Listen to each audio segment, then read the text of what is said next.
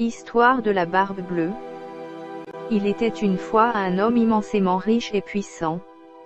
Mais, par malheur, cet homme avait la barbe bleue, cela le rendait si laid, qu'il n'était ni femme ni fille qui ne s'enfuit devant lui.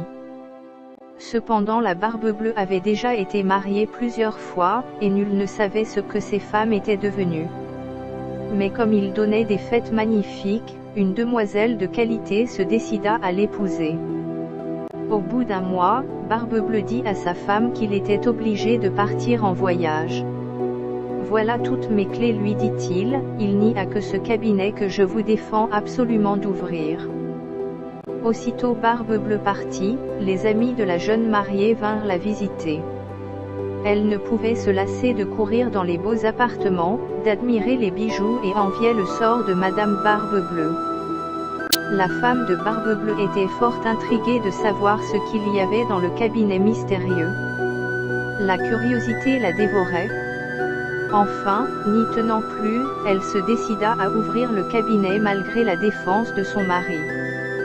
Un spectacle horrible s'offrit à sa vue, le plancher était couvert de sang caillé et les cadavres des précédentes femmes de Barbe Bleue étaient attachés le long des murs. Elle pensa mourir de peur et laissa tomber la clé du cabinet dans le sang. Ayant ramassé la clé, elle se hâta de refermer la porte et de monter dans sa chambre pour se remettre de sa frayeur. Ayant remarqué que la clé était tachée de sang, elle l'essuya avec soin, mais le sang ne s'en allait pas. Elle eut beau frotter, elle ne put la nettoyer, quand elle ôtait le sang d'un côté, il revenait de l'autre.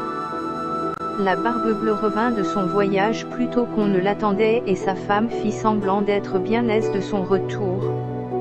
Le lendemain, il lui redemanda ses clés, qu'elle lui rendit en tremblant.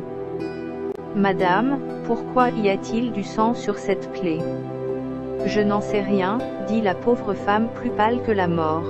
« Vous avez voulu entrer dans le cabinet, eh bien, vous y prendrez votre place, dit la Barbe Bleue. Elle se jeta aux pieds de son mari en pleurant, lui demandant pardon, mais la Barbe Bleue avait le cœur plus dur qu'un rocher.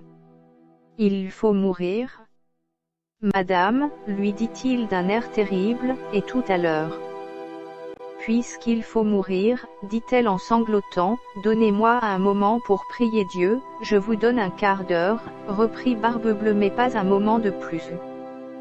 Lorsqu'elle fut seule, elle appela sa sœur Anne et lui dit, « Monte bien vite sur le haut de la tour, mes frères m'ont promis de venir me visiter aujourd'hui, si tu les vois, fais-leur signe de se hâter. » La sœur Anne monta sur le haut de la tour, et la pauvre affligée lui criait, « Anne, ma sœur Anne, ne vois-tu rien venir ?»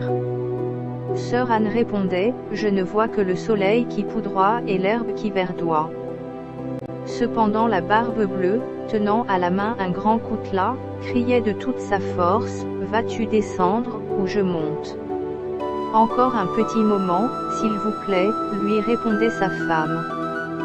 Et aussitôt elle criait tout bas, « Anne, ma sœur Anne, ne vois-tu rien venir ? » « Je vois, » répondit sœur Anne, « une grosse poussière qui vient de ce côté-ci, descendras-tu » criait Barbe Bleue. Encore un petit moment, répondait sa femme, puis elle criait, « Anne, ma sœur Anne, ne vois-tu rien venir ? » « Je vois, » dit sœur Anne, « deux cavaliers qui viennent de ce côté. » Barbe Bleue se mit à crier si fort que la pauvre femme descendit. « Allons, il faut mourir » et la prenant par les cheveux, il leva son coutelas. Mais on frappa si rudement à la porte qu'il s'arrêta. La porte s'ouvrit et Barbe Bleue reconnut les frères de sa femme, l'un dragon et l'autre mousquetaire. Ils se mirent à la poursuite de Barbe Bleue et lui passèrent leurs épées au travers du corps. Barbe Bleue étant mort, sa femme hérita de ses grands biens. Elle maria richement sa sœur Anne, acheta des charges de capitaine à ses frères et se remaria à un jeune seigneur qui la rendit heureuse.